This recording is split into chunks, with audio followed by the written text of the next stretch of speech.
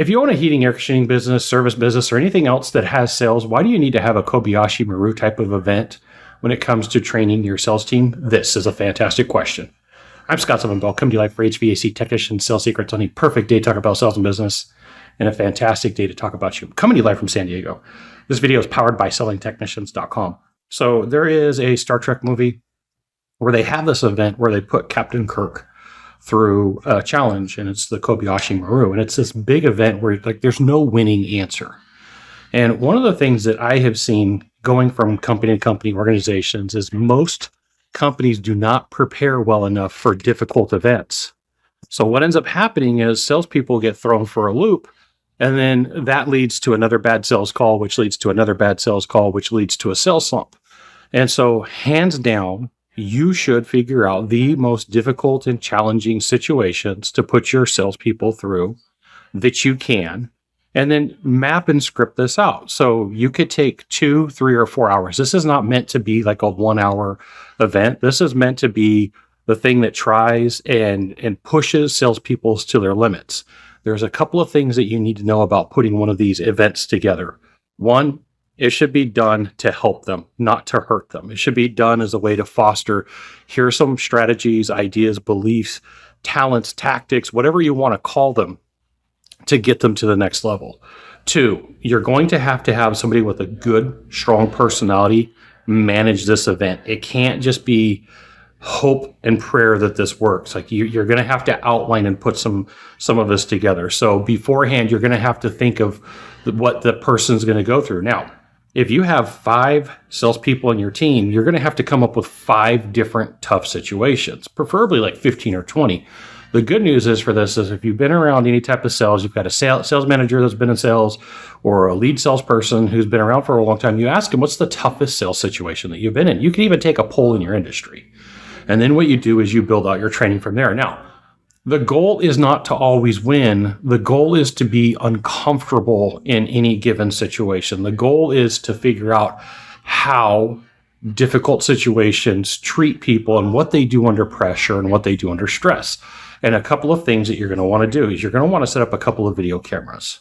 You're going to want to have a standard table, but you want to apply as much pressure as possible so that when your sales team, your salesperson is out in the field, nothing is ever going to equate to your Kobayashi Maru of sales training. And what ends up happening is as you build out these processes, as you have these conversations, you start becoming known about in your industry from the salespeople who are like, hey, this is what we do. Or they're like, this is the greatest secret that we have. We're not telling anybody.